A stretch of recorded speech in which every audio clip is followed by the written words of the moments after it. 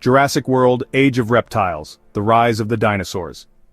Picture this, a world ruled by monsters so massive, so fierce they make your heart race just thinking about them. The T-Rex with jaws that could crush a car, sauropods, those long-necked giants stretching longer than a school bus, pterosaurs soaring through the skies, wings casting shadows over the land, and in the deep oceans creatures with teeth like daggers prowled. You've seen them in movies, in books, maybe even in your nightmares. But the story of how dinosaurs became the kings of Earth? That's not just a tale of power, it's a saga of survival, struggle, and a world turned upside down. Long before they roared, before they dominated every corner of the planet, dinosaurs weren't the top dogs. They were the underdogs, hunted, hiding, scrambling to survive in a world that wasn't theirs yet. The Earth they walked on was a brutal place, full of creatures weirder and wilder than anything we imagine today. So how did they go from prey to predators, from small skittish reptiles to the giants that ruled for millions of years? That's the story we're diving into today, a story that starts not with a roar, but with silence. A silence that came after a catastrophe so massive it changed life forever. Buckle up, because we're going back hundreds of millions of years to uncover the rise of the dinosaurs. This isn't just about bones and fossils, it's about a planet on fire, a world reborn, and the creatures that clawed their way to the top. Let's start at the very beginning. Before the dinosaurs, before the giants, when the Earth itself seemed to be fighting for its last breath. Chapter 1. Earth on Fire. The End Before the Beginning. 252 million years ago. Imagine a world choking on its own air. The skies are dark, not with clouds, but with ash and smoke. The ground trembles as molten rock spills from cracks in the earth. Oceans turn acidic, forests wither, and creatures that once thrived, on land, in the sea, in the air, collapse one by one. This isn't science fiction. This was Earth 252 million years ago, at the edge of the greatest catastrophe life has ever faced, the Permian-Triassic extinction event, better known as the Great Dying. To understand the rise of the dinosaurs, we have to start here, with the end of nearly everything else. This wasn't just a bad day for life on Earth, it was a disaster so massive it reset the planet's entire ecosystem. Scientists estimate that 90 to 95% of all marine species, think trilobites, ancient corals, and fish-like creatures, disappeared forever. On land, it was just as grim. About 70% of terrestrial species, from sprawling ferns to early reptiles, went extinct. Picture a world where 9 out of 10 living things you see are gone in the blink of a geological eye. That's the scale we're talking about. So, what caused this apocalypse? The answer lies deep beneath the Earth, in a region we now call Siberia. Around 252 million years ago, massive volcanic eruptions, some of the largest in Earth's history, began tearing through the crust. These weren't your average volcanoes. We're talking about the Siberian Traps, a region where lava flowed for thousands of years, covering millions of square miles in molten rock. The eruptions didn't just reshape the landscape, they reshaped the planet's atmosphere. They pumped out enormous amounts of carbon dioxide and methane, two gases that trap heat like a blanket. The Earth began to warm rapidly.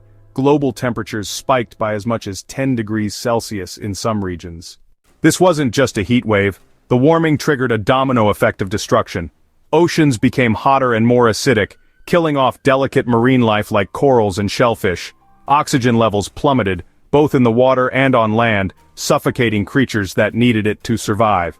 On land, acid rain poured from the skies, eroding soils and poisoning plants. Forests that once stretched across continents shriveled, leaving barren wastelands. The air itself became toxic, thick with sulfur and ash.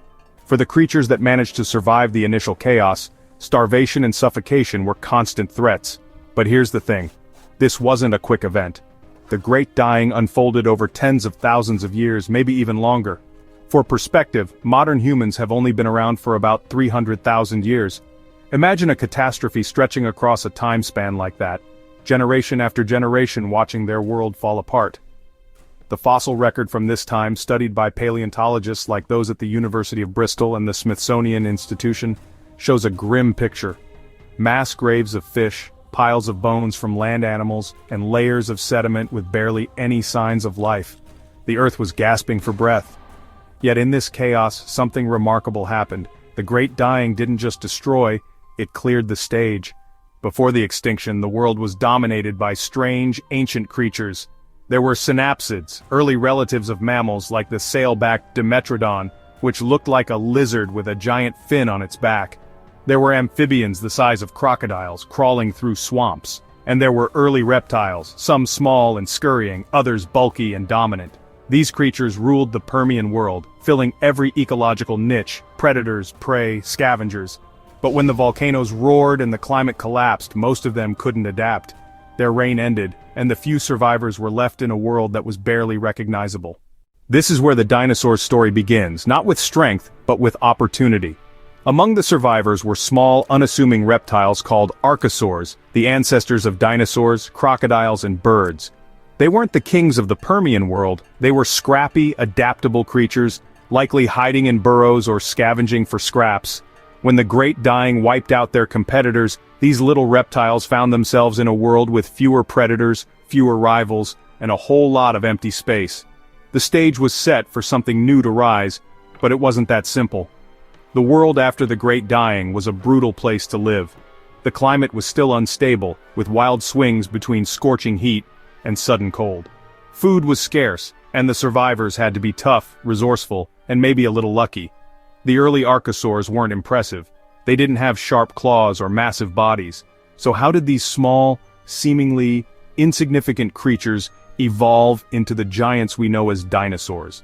What was it about this broken, burned world that gave them their shot? The fossil record gives us clues. Sites like those in South Africa's Karoo Basin, studied by researchers from the University of the Witwatersrand, show that the survivors of the Great Dying were different. They were faster, more adaptable, and often smaller than the creatures that came before.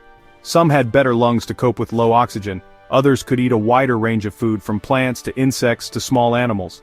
These traits weren't just useful, they were lifesavers in a world where the rules of survival had changed overnight. Still, the rise of the dinosaurs wasn't immediate. For millions of years after the Great Dying, the world was a testing ground. New species appeared, competed, and vanished. Some of the early archosaurs evolved into strange forms, like the Rauisuchians, crocodile-like predators with upright legs, or the Etosaurs, armored plant eaters that looked like tanks. These creatures weren't dinosaurs, but they were close cousins, experimenting with traits that would later define the dinosaur dynasty. The world was recovering, but it was still a dangerous place, full of new predators and new challenges. So, as the Earth began to heal, why did some of these early reptiles take a path that led to the dinosaurs we know today? Why didn't the world stay dominated by those other survivors, like the synapsids or the crocodile-like Rauisuchians? What was it about this one group of creatures that gave them the edge to not just survive but to conquer? That's the mystery we'll unravel next, as we dive into the Triassic period, a time when the first true dinosaurs took their first steps and the world began to look a little more like the Jurassic we imagine. Chapter 2. The Survivors Archosaurs Take the Throne. The Earth had been through hell, skies choked with ash, oceans turned toxic, and a world where almost everything alive was gone. But life, as it always does, found a way. After the Great Dying, the planet was a blank slate, harsh, unforgiving, but full of possibilities. The creatures that survived weren't the biggest or the strongest. They were the adaptable, the scrappy, the ones who could make it through the worst the world could throw at them. And among these survivors, one group started to stand out: the archosaurs. These were the ancestors of crocodiles, pterosaurs, and most importantly, dinosaurs. This is the story of how they began to take over, setting the stage for the rise of the giants we know today. But it's not what you expect. The first dinosaurs, they were small, fragile, and living in the shadows of monsters far scarier than they were. Let's set the scene. It's the Triassic period, starting about 250 million years ago, just after the Permian-Triassic extinction cleared out most of life on Earth. The world was still recovering, and it was a tough place to call home. The supercontinent Pangaea dominated the globe, a massive landmass stretching from pole to pole, with vast deserts in its interior. The climate was hot and dry, with seasonal monsoons that could flood valleys one month and leave them bone dry the next. Plants were starting to come back, but they weren't lush forests. Think tough, scruffy vegetation, ferns, cycads, and early conifers, scattered across a landscape of red sand and cracked earth. For animals, survival meant being able to handle extreme heat, scarce water, and unpredictable food sources.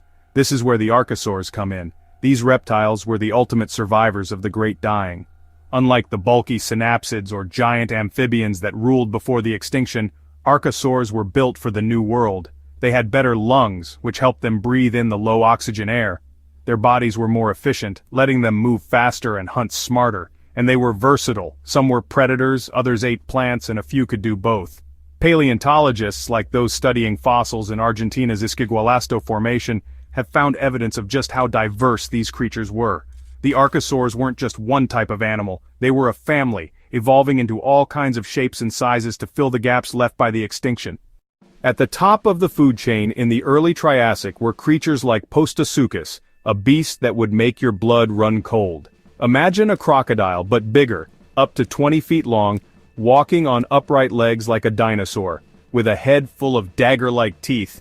Postosuchus wasn't a dinosaur, but it was an archosaur, a close cousin.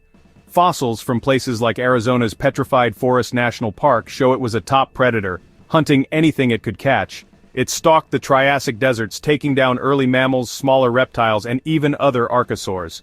Alongside Postosuchus were other heavy hitters, like the Rauisuchians. Think of them as armored tanks with jaws, and the Etosaurs, plant-eaters covered in bony plates like living fortresses. These creatures ruled the land, and they weren't about to step aside for anyone.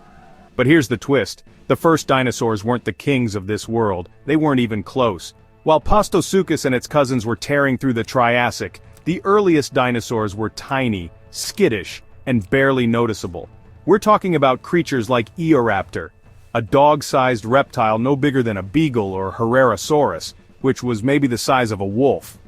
These early dinosaurs, found in fossil beds in South America, were bipedal, walking on two legs, which made them quick and agile. But they weren't apex predators. They were more like opportunists, darting between rocks, snatching insects, small animals, or even plants when they could. Their teeth were sharp but small, their bodies fragile compared to the armored giants around them. They lived in the shadows, dodging the jaws of bigger, meaner archosaurs. So why did these little guys matter? Because they had something special. Scientists studying fossils from sites like Brazil's Santa Maria Formation have noticed that early dinosaurs had traits that gave them an edge. Their two-legged stance made them faster than many of their rivals. Their flexible diets meant they could eat whatever was available, bugs, leaves, or small critters.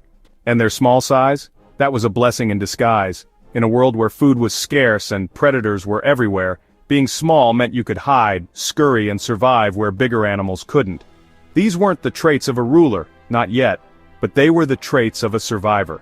The Triassic world was like a proving ground. The archosaurs were diversifying, spreading out, and taking over every niche they could. Some, like the ancestors of crocodiles, stuck to rivers and swamps, becoming ambush predators. Others, like the early pterosaurs, were starting to experiment with flight, gliding between trees on leathery wings. And then, there were the dinosauriforms, close relatives of dinosaurs like Lagosuchus, a rabbit-sized creature that could sprint on two legs. These weren't true dinosaurs, but they were close, showing the traits that would eventually define the dinosaur lineage: upright posture, fast movement, and a knack for adapting. But the Triassic wasn't just a free-for-all, it was a time of fierce competition. The fossil record studied by experts at institutions like the American Museum of Natural History shows that the early dinosaurs weren't alone. They shared the world with other archosaurs, as well as survivors from the Permian, like the Dicynodonts, stocky, beaked herbivores that looked like a cross between a pig and a turtle. These creatures were tough, and they weren't going to let a bunch of scrawny dinosaurs take over without a fight. Predators like Postosuchus didn't care if you were a dinosaur or a Dicynodont. If you were in their territory, you were lunch. So how did these tiny, seemingly insignificant dinosaurs survive in a world full of monsters? The answer lies in their adaptability. Fossils from places like Ghost Ranch in New Mexico show that early dinosaurs like Coelophysis were starting to spread out, living in different environments, from river valleys to deserts. They weren't picky eaters, and they were quick on their feet. They could run from danger, hide in crevices, or scavenge when times were tough. And they were breeding fast, laying eggs in clutches, which gave them a numbers advantage over slower reproducing rivals. These traits didn't make them dominant, but they kept them alive. Still, the Triassic wasn't all about survival of the fittest. The world was changing again. About 232 million years ago, a climatic event known as the Carnian pluvial episode hit. For a couple of million years, Pangaea got wetter. Monsoons became more intense, and deserts turned into lush green landscapes. This shift, documented in rock layers from Europe and North America, shook things up. Some of the big archosaur predators, like the Rauisuchians, struggled as their dry hunting grounds turned to swamps. But the early dinosaurs? They thrived. Their small size and flexible diets let them take advantage of the new plants and animals that appeared. Fossils from this time, like those of early sauropodomorphs in South Africa, show dinosaurs starting to grow bigger, experimenting with plant-eating lifestyles that would later lead to the massive sauropods. By the end of the Triassic, about 201 million years ago, the stage was set for something big. Another extinction event, smaller than the Great Dying but still brutal, struck the planet. Volcanic activity, possibly linked to the breakup of Pangaea, caused climate shifts and wiped out many of the dominant archosaurs. Postosuchus and its cousins, gone. The Etosaurs and Rauisuchians, mostly extinct. But the dinosaurs, they made it through. Their speed, adaptability, and sheer tenacity let them survive where others failed. When the dust settled, the world was theirs for the taking. But here's the big question. How did these tiny, scurrying creatures go from dodging predators to ruling the planet? What was it about them that let them outlast their bigger, stronger rivals? The Triassic was just the beginning, a warm-up for the age of dinosaurs. As we move into the Jurassic, we'll see how these underdogs started to grow, evolve, and take over. What made them so special that they could dominate for the next 150 million years? That's the mystery we'll chase next.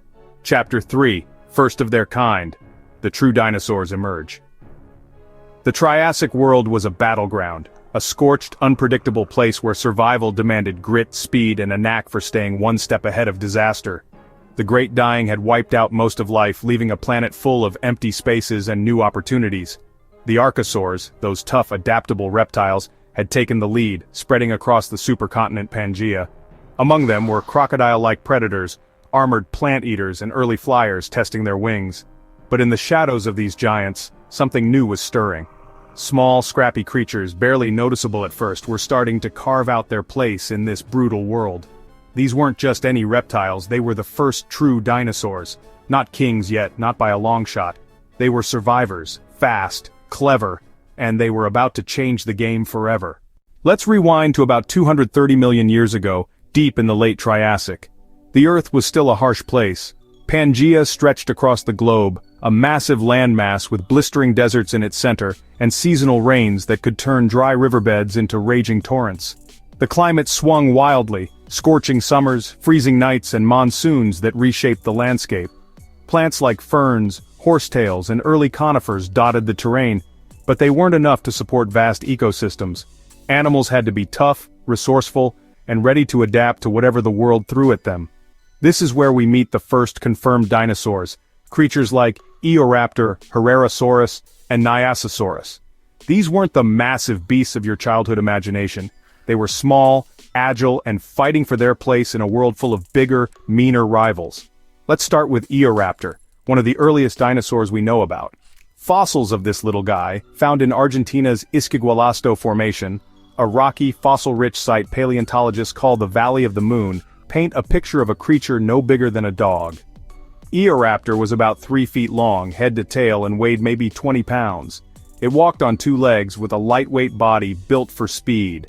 Its skull, studied by researchers at the University of Texas, shows a mix of sharp, meat-eating teeth and flatter, plant-munching ones. This suggests Eoraptor wasn't picky. It could eat insects, small animals, or even nibble on plants when food was scarce. That flexibility was key in a world where finding your next meal was never guaranteed. Then there's Herrerasaurus, another early dinosaur from the same Argentine fossil beds. A bit bigger than Eoraptor, up to 20 feet long in some cases, Herrerasaurus was a predator through and through. Its long, strong jaws were lined with serrated teeth, perfect for tearing into flesh. Its hind legs were powerful, letting it sprint after prey or dodge bigger predators like Postosuchus, the crocodile-like archosaur we met earlier.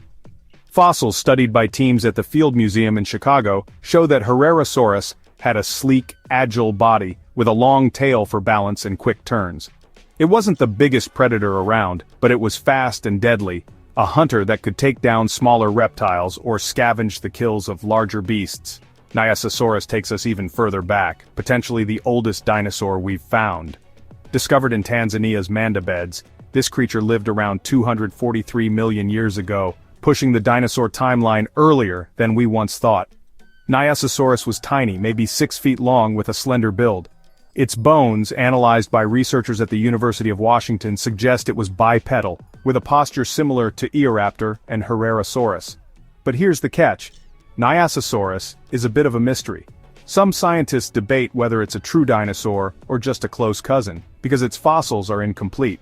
Still, its discovery hints that dinosaurs were evolving earlier than we thought, quietly spreading their influence while bigger archosaurs ruled. What made these creatures true dinosaurs? It's all about their anatomy. Paleontologists, like those at the Natural History Museum in London, point to a few key features. Dinosaurs had a unique hip structure, a perforated acetabulum, which is a fancy way of saying their hip socket had a hole in it, allowing for stronger, more flexible legs. This gave them an upright stance, whether they walked on 2 legs or 4. Unlike earlier reptiles that sprawled like modern lizards, dinosaurs stood tall, their legs directly under their bodies. This made them faster, more efficient movers, whether they were chasing prey or escaping danger. Their gait, how they walked, set them apart from their archosaur cousins, giving them a foundation for the incredible diversity we'd see later. This hip structure wasn't just a quirk, it was a game changer. It allowed dinosaurs to move with less energy, covering more ground to find food or avoid predators. Their bones were lighter but strong, and their skeletons were built for action. Fossils from sites like Brazil's Santa Maria Formation show that early dinosaurs like Styracosaurus, a close relative of Herrerasaurus, had long, muscular hind limbs and smaller forelimbs, suggesting they were built for speed over strength. This was a world where being quick could mean the difference between eating or being eaten. The Triassic climate didn't make things easy. Pangaea's interior was a desert wasteland, with temperatures that could soar past 100 degrees Fahrenheit during the day and plummet at night.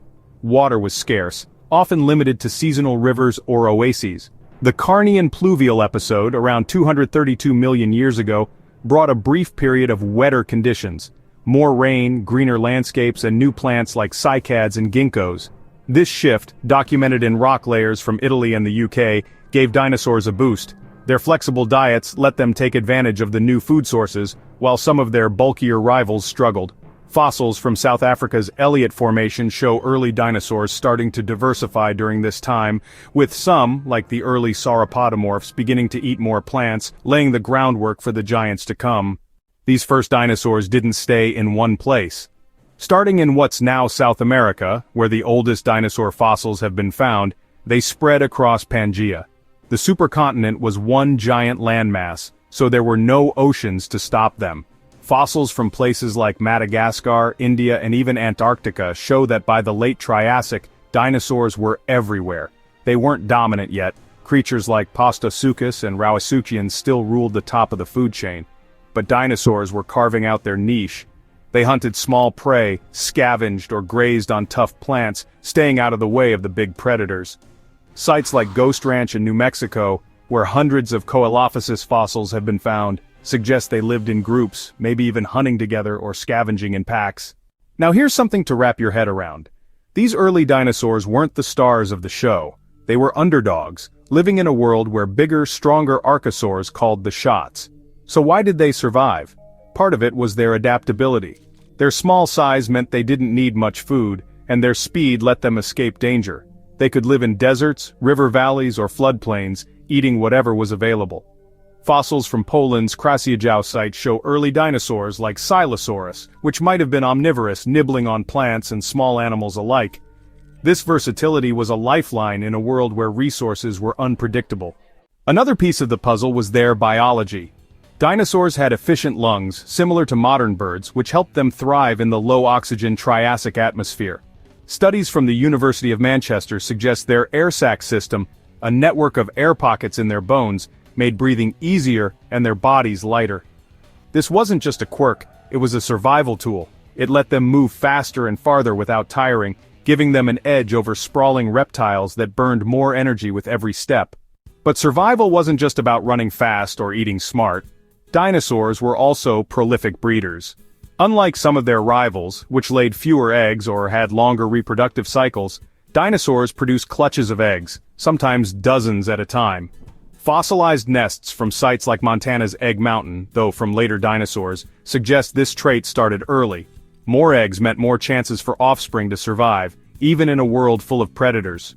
This reproductive edge helped dinosaurs bounce back from losses, slowly building their numbers while other species dwindled. The Triassic was also a time of change. Around 201 million years ago, another extinction event hit. The Triassic-Jurassic extinction. It wasn't as catastrophic as the Great Dying, but it was bad enough. Volcanic eruptions, likely tied to Pangaea starting to break apart, caused climate shifts, acid rain, and habitat loss. Many of the big archosaurs, Postosuchus, Rauisuchians, and others, didn't make it. But the dinosaurs did. Their small size, speed, and adaptability let them weather the storm. Fossils from the Newark supergroup in eastern North America show that after this extinction, dinosaurs started to take over, filling the gaps left by their fallen rivals. If this surprises you, if you thought dinosaurs were always giants, hit that subscribe button. Their real story is about to change everything you thought you knew. We're just getting started, and the next chapter will take you into a world where these small survivors become the giants that ruled the Earth. So, as the Triassic gave way to the Jurassic, dinosaurs were poised for greatness. They'd survived a brutal world, outlasted bigger predators, and spread across the globe. But what gave them the edge over all the other reptiles around them? Why did dinosaurs, and not their archosaur cousins, or the surviving synapsids, become the rulers of the next era? That's the question we'll tackle next, as we step into the Jurassic, a time when the age of reptiles truly began. Chapter 4, Pangaea cracks dinosaurs rise with the land. The Earth was restless. After millions of years of surviving in a harsh, unforgiving world, the dinosaurs were still underdogs, small, scrappy creatures dodging bigger predators and scraping by in the Triassic deserts. But around 201 million years ago, something monumental happened. The supercontinent Pangaea, the single massive landmass that had defined life for eons, began to crack. Rifts tore through the Earth, volcanoes spewed fire, and new seas began to form. This wasn't just a geological event, it was a revolution. The land broke apart, and with it life exploded. Dinosaurs, those clever survivors, seized the moment. They didn't just adapt to the changing world, they used it to become something extraordinary. This is the story of how the fracturing of Pangaea fueled the rise of the dinosaurs, turning them from bit players into the stars of the show. Let's set the stage. It's the dawn of the Jurassic period, around 201 million years ago, right after the Triassic-Jurassic extinction event cleared out many of the dinosaurs' rivals. The world was still dominated by Pangaea, but it wasn't the same stable supercontinent it had been. Deep beneath the surface, tectonic plates were shifting. Massive rifts began to open, splitting the land like a cracked eggshell. These rifts would eventually form the Atlantic Ocean, separating what we now know as North America, Africa, South America, and Europe. But for now, they were wounds in the earth. Jagged valleys filled with lava, ash, and new possibilities. The breakup of Pangaea, studied through rock layers in places like the Newark supergroup in eastern North America, wasn't a quick process. It took millions of years and it reshaped everything. As Pangaea split, the climate changed dramatically. The supercontinent's vast interior had been a scorching desert, but the rifts brought new water sources, rivers, lakes, and inland seas. These wetter environments, documented in fossil-rich sites like the Morrison Formation in the western United States, created lush floodplains and forests of ferns, cycads, and early conifers. The air was still warm, often humid, with seasonal rains that turned dry plains into green havens. But it wasn't all paradise. Volcanic eruptions triggered by the tectonic chaos filled the skies with ash and gases, causing wild temperature swings. Dust storms swept across the land and lava flows reshaped entire regions. This was a world in flux, and it demanded creatures that could keep up. Enter the dinosaurs. The Triassic-Jurassic extinction had wiped out many of their competitors. Big archosaurs like Postosuchus and Rauisuchians were gone, leaving empty ecological niches. The dinosaurs, with their speed, adaptability, and knack for survival, were ready to fill those gaps. Fossils from this time, studied by paleontologists at institutions like the Smithsonian and the University of Bristol, show an explosion of diversity. Dinosaurs weren't just surviving anymore, they were evolving into new forms, spreading across the globe and taking over. 3 major groups emerged during the early Jurassic, each carving out its own path: theropods, sauropodomorphs, and ornithischians. These were the ancestors of the dinosaurs we know best, and their rise was tied directly to the changing Earth. Let's start with the theropods, the meat-eaters. These were the descendants of early dinosaurs like Herrerasaurus, but they were getting bigger, bolder, and deadlier. Take Dilophosaurus, a Jurassic predator found in Arizona's Kayenta Formation. At about 20 feet long, it was no T-Rex, but it was a force to be reckoned with. Its slender build and strong hind legs made it a fast hunter, chasing down smaller dinosaurs or scavenging carcasses. Fossils show it had a distinctive double crest on its skull, possibly used to attract mates or intimidate rivals. Theropods like Dilophosaurus were versatile. They could hunt alone or in packs, and their sharp, serrated teeth were perfect for slicing through flesh. They thrived in the new Jurassic environments, from river valleys to coastal plains where prey was plentiful.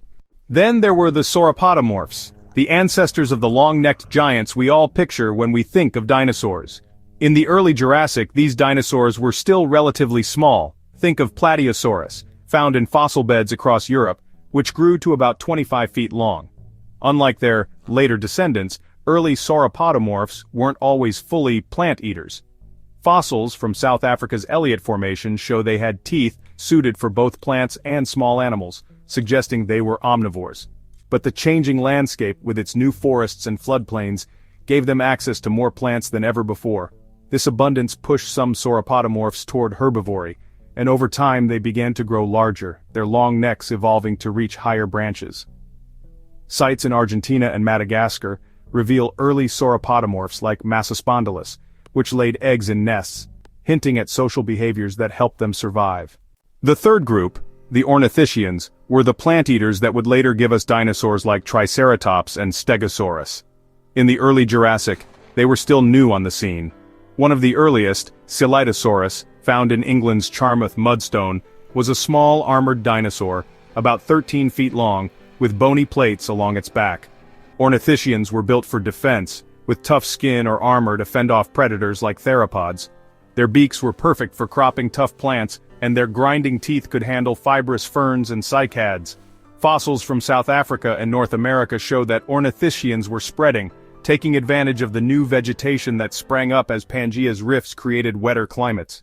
The breakup of Pangaea didn't just create new environments, it forced dinosaurs to adapt in new ways. As the supercontinent split, populations of dinosaurs were isolated on different landmasses. This isolation, documented in studies from the University of Chicago, led to speciation. Different groups evolving unique traits to suit their local conditions. In what's now South America, sauropodomorphs like Rheosaurus grew stockier, suited for dense forests.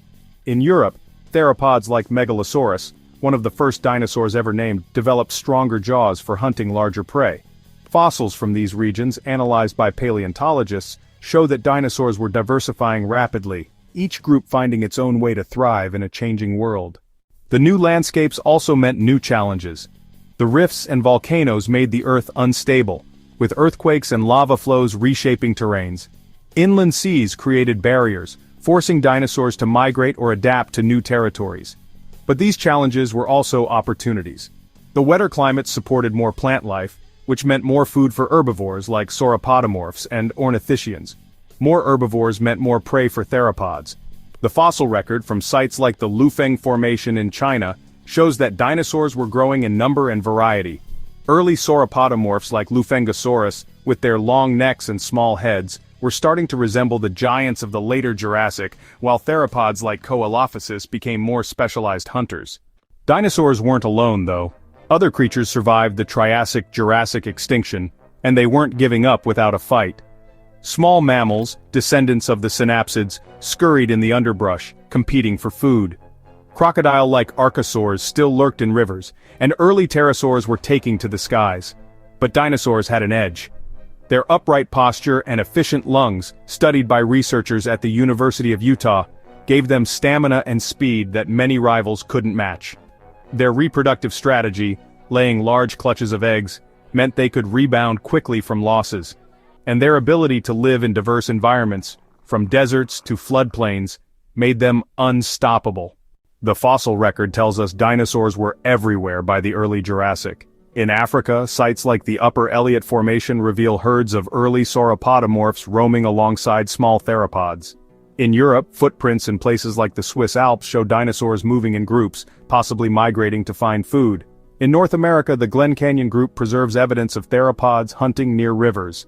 These fossils, studied by teams at the American Museum of Natural History, show that dinosaurs weren't just surviving, they were thriving, spreading across Pangaea's fractured landscapes. But the rise of dinosaurs wasn't just about biology. The Earth itself was shaping their destiny. The rifts of Pangaea created new habitats from coastal marshes to inland forests, each with its own challenges and opportunities. The climate shifts, driven by volcanic activity and tectonic upheaval, favored creatures that could adapt quickly. Dinosaurs, with their versatile diets and flexible lifestyles, were perfectly suited for this dynamic world. Fossils from Greenland to Australia show that by the Middle Jurassic, about 174 million years ago, dinosaurs were dominating ecosystems, outcompeting other reptiles and mammals. Still, the story isn't complete. The dinosaurs were rising, but they weren't the giants we imagine, not yet. The theropods were deadly but small compared to later predators like Allosaurus. The sauropodomorphs were growing, but they hadn't reached the massive sizes of Brachiosaurus, and the ornithischians were tough but still developing the elaborate defenses of their descendants. So what pushed them to become the titans of the Jurassic?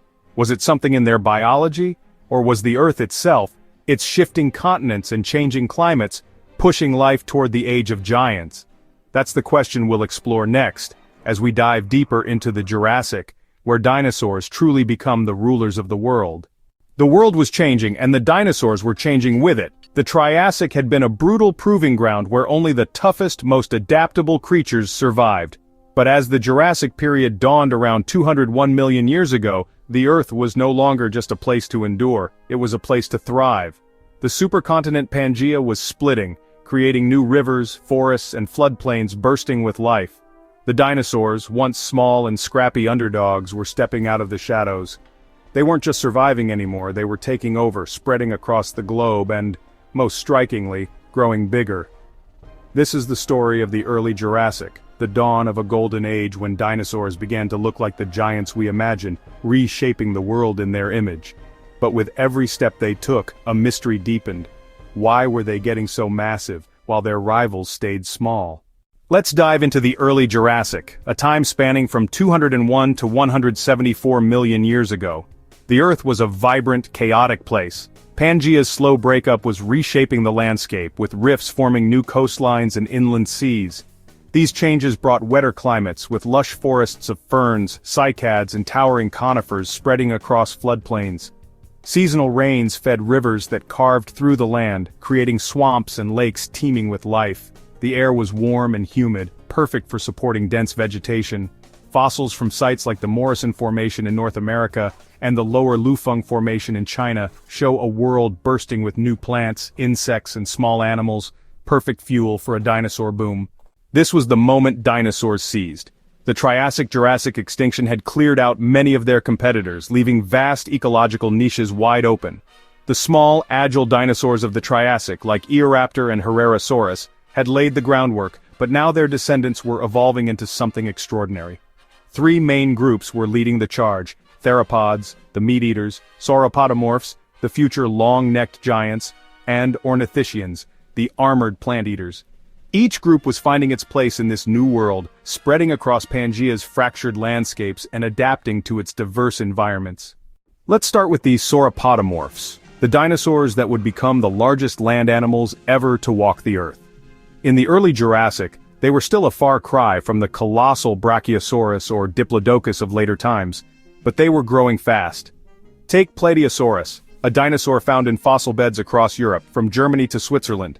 At up to 25 feet long and weighing several tons, Plateosaurus was big for its time, but not yet a true giant. Its fossils, studied by paleontologists at the University of Bonn, show a creature with a long neck and a small head, perfect for reaching higher branches of ferns and cycads. Unlike its Triassic ancestors, Plateosaurus was mostly a plant-eater, though some evidence suggests it might have snacked on small animals when the opportunity arose. Its size and diet gave it an edge in the lush Jurassic forests, where plant food was abundant. Another early sauropodomorph, Cetiosaurus, found in England's Middle Jurassic rocks, took things a step further. At around 50 feet long, Cetiosaurus was one of the first true sauropods, dinosaurs with massive bodies, long necks, and pillar-like legs. Fossils from the Oxford clay, analyzed by researchers at the Natural History Museum in London, showed that Ceteosaurus had a bulky frame designed to support its growing size. Its long neck let it browse high in the treetops, accessing food smaller herbivores couldn't reach. This was a key advantage in the early Jurassic, where competition for plants was fierce. The more food a dinosaur could eat, the bigger it could grow, and sauropodomorphs were starting to push the limits of size like nothing before them. Meanwhile, the theropods were carving out their own place as the top predators. Dilophosaurus, known from fossils in Arizona's Kayenta Formation, was a star of the early Jurassic. At about 20 feet long, it wasn't the biggest predator yet, but it was a terror in its own right. Its lightweight build and powerful hind legs made it a fast, agile hunter, capable of chasing down smaller dinosaurs or ambushing larger prey. Fossils studied by the University of California show Dilophosaurus had a pair of crests on its skull, possibly used to signal to mates or scare off rivals. Its serrated teeth were built for slicing, and evidence from trackways in places like Connecticut suggests it hunted in groups, ganging up on prey to take down animals bigger than itself. Theropods like Dilophosaurus were spreading across Pangaea from North America to China, thriving in environments from river valleys to coastal plains. The ornithischians, the plant-eating dinosaurs with tough defenses, were also making their mark. Celytosaurus, found in England's Charmouth mudstone, was a prime example. At about 13 feet long, it was covered in bony plates and spikes, a walking fortress designed to fend off predators like Dilophosaurus. Its beak and grinding teeth were perfect for chewing tough plants, and fossils from the University of Cambridge show it lived in herds, likely for protection. Ornithischians were still small compared to their later cousins like Stegosaurus, but they were diversifying, with early forms appearing in places like South Africa and North America.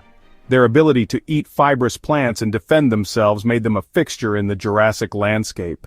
But dinosaurs weren't alone. The early Jurassic was still a competitive world. Crocodile-line archosaurs, descendants of the Rauisuchians, lurked in rivers and swamps.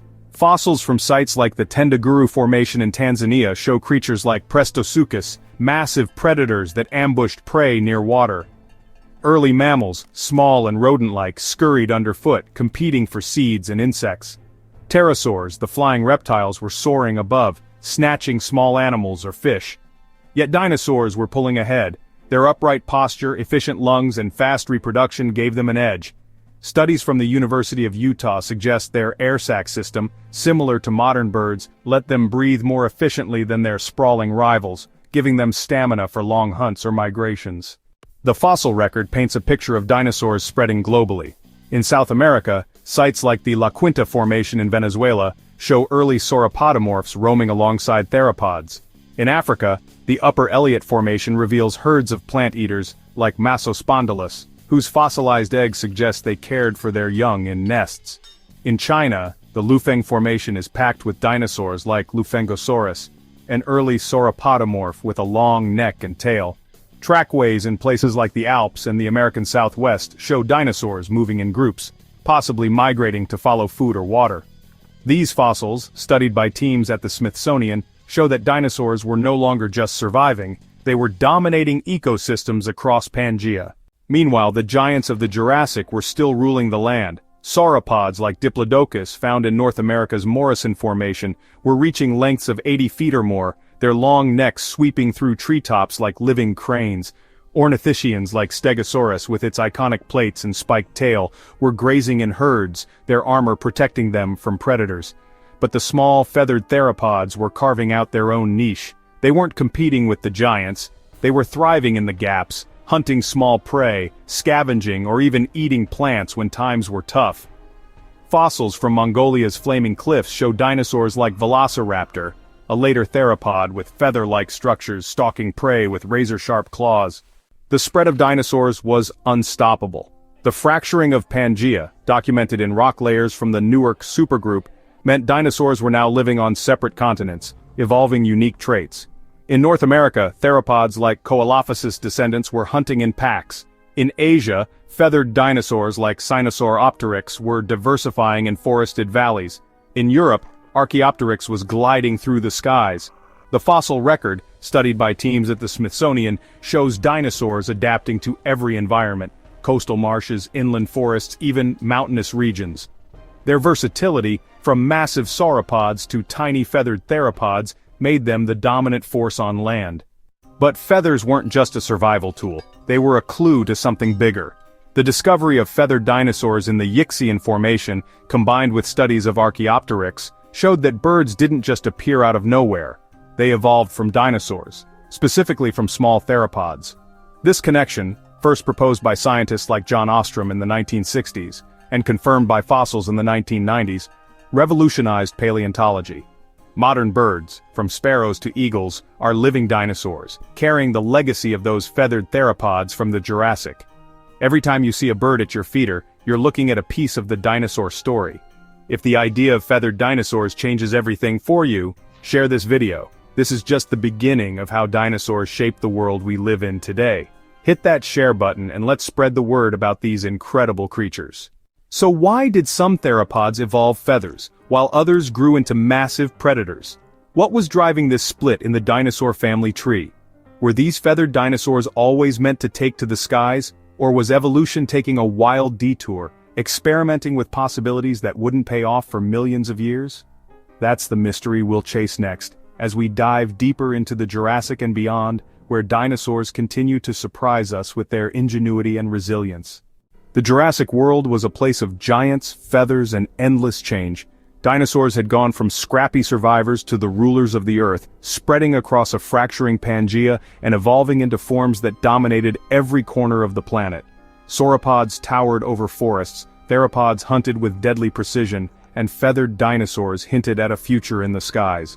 But their rise wasn't just about size or speed, it was about something deeper. It wasn't brute strength that won the day, it was strategy, adaptability, and a knack for thriving where others failed. The dinosaurs weren't just tough, they were clever, versatile, and built for a world that kept throwing curveballs. This is the story of how their smarts and flexibility cemented their dominance in the late Jurassic, setting them apart from every other creature. And it raises a question that might surprise you. Were some dinosaurs already showing signs of intelligence long before birds or mammals took the stage? Let's dive into the late Jurassic, around 160 to 145 million years ago. The Earth was a patchwork of landscapes as Pangea continued to split. North America was pulling away from Africa, and shallow seas were carving new coastlines. Lush forests of conifers, ferns, and cycads blanketed floodplains, while deserts and mountains still lingered in some regions. The climate was warm, often humid, with seasonal rains that turned dry valleys into swamps. This diversity of environments, from coastal marshes to inland forests to arid plains, was a testing ground. To survive, animals had to be flexible, able to handle scorching heat, sudden floods, or scarce food. The dinosaurs didn't just survive these challenges, they thrived, outpacing their rivals with a combination of biology, behavior, and adaptability. What made dinosaurs so special? Let's start with their bodies. One of their biggest advantages was their upright gait. Unlike other reptiles like the sprawling crocodile-like archosaurs, dinosaurs stood with their legs directly beneath their bodies. This posture, studied in fossils from sites like the Morrison Formation in North America, made them more efficient movers. They could run faster, travel farther, and use less energy than their competitors. Paleontologists at the University of Utah have shown that this upright stance, supported by a unique hip structure, gave dinosaurs a leg up, literally. Whether it was a theropod sprinting after prey or a sauropod lumbering across a floodplain, this posture let them dominate their environments. Then there's their metabolism. Dinosaurs weren't cold-blooded like modern lizards, nor were they fully warm-blooded like mammals. They were somewhere in between, with a metabolic flexibility that let them adapt to different conditions. Studies from the University of Manchester suggest that dinosaurs had an advanced respiratory system, similar to that of modern birds. Their bones, riddled with air sacs, made them lighter and helped them breathe more efficiently. This system, found in fossils of theropods like Allosaurus and sauropods like Diplodocus, allowed dinosaurs to stay active longer, whether hunting, migrating, or foraging. In a world where oxygen levels could fluctuate, this was a game-changer, giving them stamina that other reptiles couldn't match. This flexibility extended to their diets. Dinosaurs weren't picky eaters.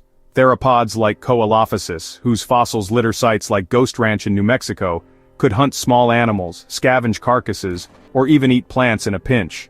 Sauropodomorphs, like Plateosaurus in Europe's fossil beds, shifted toward herbivory, munching on ferns and cycads but possibly supplementing with insects or small prey. Ornithischians like the armored Celytosaurus from England had specialized teeth for grinding tough vegetation.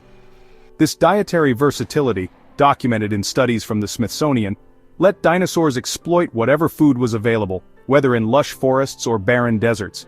Their rivals, like early mammals or crocodile-line archosaurs, were often more specialized, limiting their ability to adapt.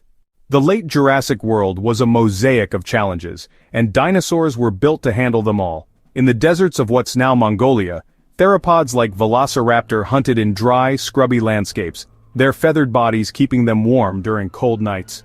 Fossils from the Jurassic Formation show they were agile, possibly hunting in packs to take down larger prey. In the floodplains of North America, sauropods like Apatosaurus roamed in herds, their massive size protecting them from predators. Trackways in Colorado and Wyoming, studied by researchers at the University of Colorado, show these giants move together, possibly migrating to follow seasonal rains. In Europe's coastal marshes, ornithischians like Stegosaurus grazed on low-lying plants, their plated backs deterring attackers. Each environment demanded different strategies, and dinosaurs delivered. But it wasn't just their bodies that made them successful, it was their behavior. Fossils from sites like the Tendaguru Formation in Tanzania reveal clues about how dinosaurs lived. Sauropods laid eggs in massive nesting sites, suggesting they returned to the same spots year after year, a strategy that ensured their young had a safe start.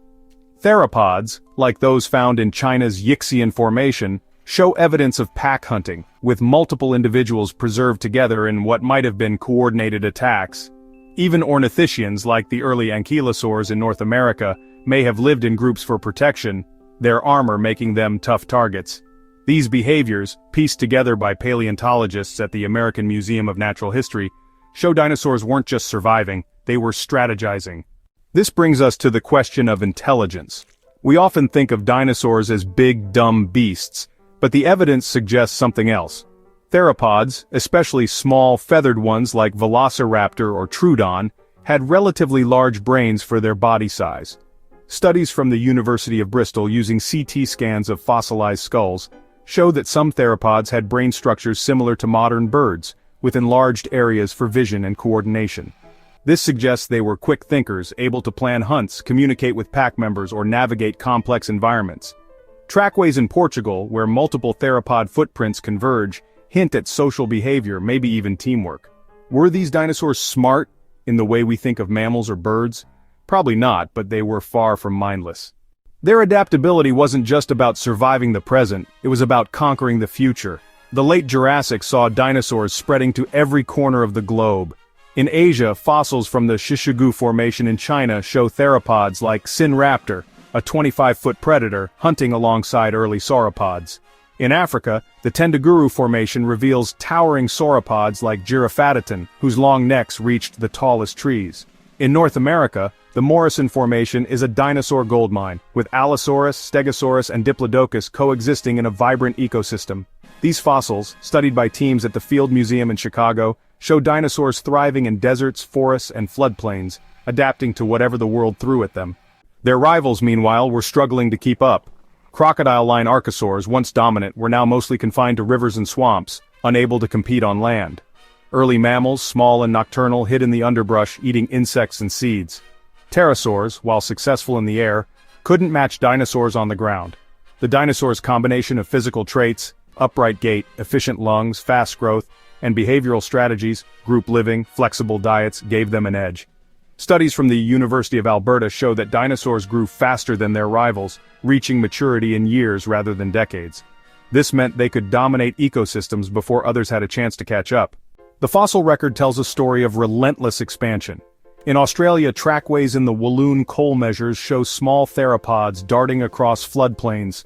In South America, the Canadon Asphalto Formation reveals early sauropods grazing alongside armored ornithischians. Even in Antarctica, once part of Pangaea's southern edge, fossils of early dinosaurs like Glacialosaurus suggest they could handle colder climates. This global spread, documented by paleontologists at the University of Oxford, shows dinosaurs weren't just lucky, they were built to win. But what about that intelligence? The clues are tantalizing. Fossils of theropods like Archaeopteryx, with its bird-like brain, suggest some dinosaurs were developing advanced sensory skills. Nesting sites in Mongolia, where dinosaurs like Oviraptor guarded their eggs, hint at parental care, a sign of complex behavior. Even sauropods, often seen as slow and dim-witted, may have had social structures, as evidenced by herd tracks in Wyoming. These behaviors, planning, cooperation, care, point to a level of intelligence that might surprise you. Were dinosaurs already evolving the kind of smarts we see in modern birds or mammals, millions of years before those groups rose to prominence? This question lingers as we look at the late Jurassic world. Dinosaurs had conquered every environment, from scorching deserts to lush forests. Their physical and behavioral adaptations made them unstoppable, but it was their ability to adapt, to strategize, to outthink their rivals that set them apart. As we move toward the end of the Jurassic, the stage is set for even greater changes. The dinosaurs are now the undisputed rulers, but what would it take to keep their dominance in a world that never stops changing? Was intelligence the secret weapon that would carry them through the next era, or was something else brewing in their evolutionary story? That's what we'll explore next, as the age of dinosaurs reaches its peak. Chapter 8. From Shadows to Sovereignty. By the mid-Jurassic, the world had a new master. Gone were the days when crocodile-like archosaurs or sprawling reptiles called the shots. The dinosaurs, once small skittish survivors, had risen from the shadows to claim the Earth. They weren't just another group of animals, they were the dominant force, reshaping ecosystems across every continent. From towering sauropods to cunning theropods to armored plant eaters, dinosaurs had evolved into forms that ruled the land, the skies, and even the edges of the seas. Their success wasn't just about size or strength, it was about complex behaviors, adaptability, and a relentless drive to conquer. This is the story of how, by 160 million years ago, dinosaurs cemented their sovereignty, turning the Jurassic into their golden age. But with such absolute power, a haunting question looms. If they ruled so completely, how could it all end in a single catastrophic moment? Let's step into the mid-Jurassic, a time when the Earth was a vibrant, ever-changing mosaic. Pangaea was fracturing further, with rifts widening into shallow seas that separated early versions of North America, Africa, Asia, and South America. The climate was warm and humid, with vast forests of conifers, ferns, and cycads carpeting floodplains. Rivers and lakes dotted the landscape, fed by seasonal monsoons that turned dry plains into lush wetlands. Volcanoes still rumbled, spitting ash into the skies, but the world was more stable than the chaotic Triassic. This was a paradise for life, and dinosaurs were at the heart of it, evolving into forms that would define their legacy for millions of years. The mid-Jurassic saw dinosaurs diversify into their most iconic groups. Let's start with the sauropods, the long-necked giants that became the largest land animals ever. By this time, dinosaurs like Diplodocus and Brachiosaurus, found in North America's Morrison Formation, were pushing the limits of size. Diplodocus could stretch up to 80 feet long, its whip-like tail balancing a neck that reached high into the treetops. Brachiosaurus, even more massive, stood like a living skyscraper, its front legs longer than its back, allowing it to browse vegetation 30 feet off the ground. Fossils studied by paleontologists at the University of Wyoming show these giants had pillar-like legs and hollow bones supported by air sacs, making their massive bodies surprisingly light. Their size wasn't just for show, it let them eat vast amounts of plants, outcompeting smaller herbivores. Then there were the theropods, the meat-eaters who ruled as top predators. Allosaurus, a star of the Morrison Formation, was a terror at 30 feet long, with powerful jaws and serrated teeth designed to tear through flesh. Fossils analyzed by the Field Museum in Chicago show Allosaurus had strong arms with curved claws, perfect for grappling prey like young sauropods or armored dinosaurs. Trackways in Utah suggest they hunted in groups, overwhelming larger animals through teamwork. Smaller theropods like the feathered Coelophysis descendants continued to thrive, darting through forests to snatch small prey. Their versatility, hunting alone or in packs, scavenging or even eating plants, made them unstoppable. The ornithischians, the plant eaters with defensive adaptations, were also hitting their stride. Stegosaurus, with its iconic plates and spiked tail, was a mid-Jurassic standout. Found in the Morrison Formation, Stegosaurus grew to 30 feet, its back lined with bony plates that may have regulated body temperature or served as a display to deter predators. Its tail, armed with 4 sharp spikes, could deliver a bone-crushing blow to an attacking Allosaurus. Fossils studied by the University of Colorado show Stegosaurus lived in herds, grazing on low-lying ferns and cycads. Early ancestors of hadrosaurs, like the small bipedal Dryosaurus, were also emerging, their beaks and grinding teeth perfect for processing tough vegetation. These dinosaurs, found in fossil beds from North America to Europe, were built to survive in a world full of predators. What set dinosaurs apart wasn't just their physical traits, it was their behavior. Fossils and trackways reveal a level of complexity that paints dinosaurs as more than just lumbering beasts. Take sauropods, for instance. Trackways in Portugal and Wyoming, studied by researchers at the University of Lisbon, show herds of sauropods moving together, their footprints forming long trails across floodplains. This suggests they migrated seasonally, following water or fresh vegetation. Nesting sites in Argentina's Patagonia, analyzed by paleontologists at the University of Buenos Aires, reveal sauropods like Titanosaurus laid dozens of eggs in carefully arranged clutches, hinting at parental care or communal nesting. These behaviors help them protect their young and ensure their survival in a dangerous world. Theropods showed even more sophisticated strategies. Fossils from China's Yixian Formation, home to feathered dinosaurs like Sinornithosaurus, suggest some hunted in packs, coordinating to take down larger prey. Trackways in Australia's Lark Quarry show dozens of small theropod footprints converging, possibly chasing a single target. This teamwork, studied by researchers at the University of Queensland, points to social behavior and planning.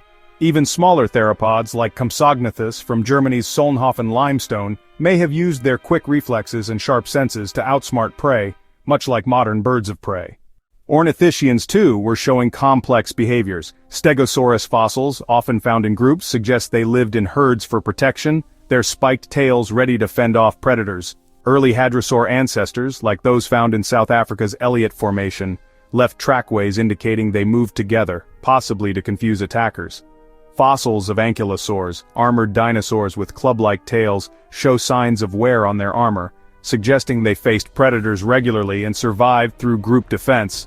These behaviors, pieced together by paleontologists at the American Museum of Natural History, showed dinosaurs were adapting not just physically but socially, forming strategies that gave them an edge. The dinosaurs' dominance wasn't limited to one region. They ruled every continent.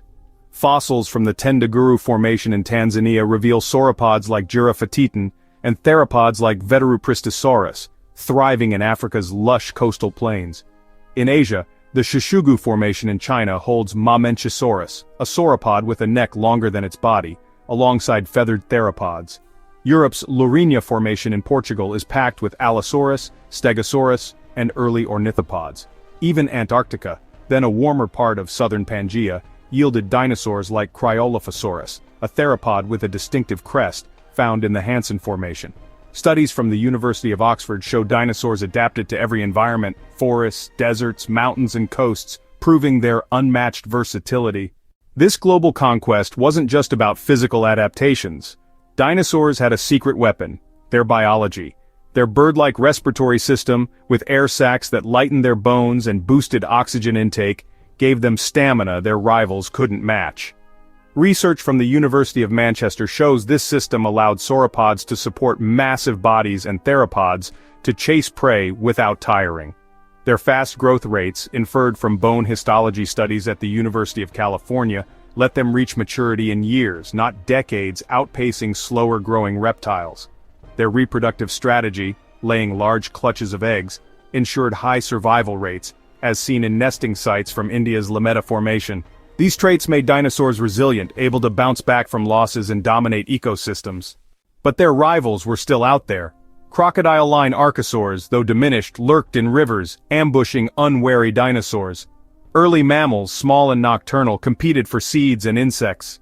Pterosaurs, now with wingspans up to 15 feet, soared above, snatching fish or small dinosaurs. Yet none could challenge the dinosaurs' dominance. Their combination of size, speed, and strategy was unmatched. Fossils from the Morrison Formation show Allosaurus taking down sauropods while Stegosaurus held its ground against predators. Trackways in Australia and South America show dinosaurs moving in herds, outnumbering and outmaneuvering their competitors. The mid-Jurassic was the peak of dinosaur sovereignty, but it wasn't without challenges. The fracturing of Pangaea created new barriers, seas and mountains that isolated populations. This led to speciation, with dinosaurs evolving unique traits on different continents. In North America, sauropods like Apatosaurus had shorter necks but heavier bodies, suited for dense forests. In Africa, Giraffatitan's long neck was perfect for open plains. Studies from the University of Chicago show this diversification strengthened dinosaurs, letting them adapt to local conditions while maintaining their global grip. Their behaviors also evolved. Fossils of theropods like Velociraptor, though from later periods, suggest pack hunting was becoming more common, with individuals working together to bring down prey. Sauropods, once thought to be solitary, left trackways showing they moved in groups, possibly for protection or to find food. Ornithischians like Dryosaurus, with their quick movements and herd behavior, could evade predators or migrate to safer grounds. These strategies, uncovered by researchers at the Smithsonian, showed dinosaurs were not just surviving, they were mastering their world. Dinosaurs didn't stumble into power, they earned it, and they held it for over 160 million years. Subscribe to keep exploring this ancient world because we've only just started digging. Hit that button and join us as we uncover the secrets of the age of reptiles. Yet, for all their dominance, a shadow hangs over their story. Dinosaurs ruled every continent, from the forests of Asia to the icy slopes of Antarctica. They had size, speed, strategy, everything needed to reign supreme. So if they were so perfectly adapted, so unstoppable, why did they lose it all in a single, catastrophic moment? What could bring down creatures that had conquered the Earth for millions of years? That's the final mystery we'll unravel, as we look to the end of the age of dinosaurs and the event that changed everything. We've journeyed through millions of years, from a world on fire to the dawn of giants. We've seen the Earth choke on ash during the Great Dying, watched tiny archosaurs claw their way through the brutal Triassic, and witnessed the first true dinosaurs sprint across a fracturing Pangea. We've followed their rise through the Jurassic, where sauropods stretched their necks to the skies, theropods hunted with cunning and feathers, and armored plant-eaters stood their ground. This wasn't just a story of survival, it was a saga of domination, diversity, and triumph. Before the asteroid, before the extinction that ended their reign, dinosaurs rewrote the rules of life itself. It all started with a catastrophe that nearly wiped out everything. The Permian-Triassic extinction, 252 million years ago, cleared the stage, leaving a scorched, empty world. From those ashes, archosaurs emerged, small, scrappy reptiles that adapted to a planet in chaos. By the Triassic, creatures like Eoraptor and Herrerasaurus darted through deserts, their speed and versatility giving them an edge. As Pangea split, the Jurassic brought new landscapes, lush forests, winding rivers, and inland seas. Dinosaurs seized the moment, evolving into towering sauropods like Brachiosaurus, fierce predators like Allosaurus, and feathered innovators like Sinosauropteryx. They spread to every continent, from Antarctica's icy slopes to Asia's humid valleys, mastering every environment with strategy, adaptability, and a touch of something almost like intelligence. Their rise wasn't a coincidence. It was the Earth itself, reshaping life through volcanic eruptions, shifting continents, and changing climates. Dinosaurs thrived because they could bend with the world's changes. Whether it was a new forest to graze, a predator to outrun, or a cold night to endure with proto-feathers, their upright gait, efficient lungs, and fast growth let them outpace their rivals. Their behaviors, herding, hunting in packs, caring for their young, showed a complexity that challenges everything we thought we knew about dumb reptiles. The rocks and bones tell a story of creatures that didn't just survive, they conquered, ruling for over 160 million years. But their story doesn't end with their fall. The dinosaurs' legacy lives on, not just in the fossils we dig up, but in the skies above us. Every bird you see, every sparrow, hawk, or hummingbird, is a living dinosaur, a feathered descendant of those Jurassic theropods. The age of reptiles never truly ended, it evolved, blending into the world we know today. And if you listen closely to the rocks, the bones, the silence of deep time, you might still hear their footsteps, echoes of a world where giants walked, hunted, and soared. If this journey through the age of reptiles made you see dinosaurs differently, if it sparked awe, curiosity, or wonder, hit that like button. Share this video if you believe their story still matters, if you feel the weight of millions of years in every bird's song or fossil's curve. And subscribe because the tale of the dinosaurs isn't over. It's woven into the world around us, into the birds, the wonder, and maybe even into us. Let's keep exploring this ancient world together. There's so much more to uncover.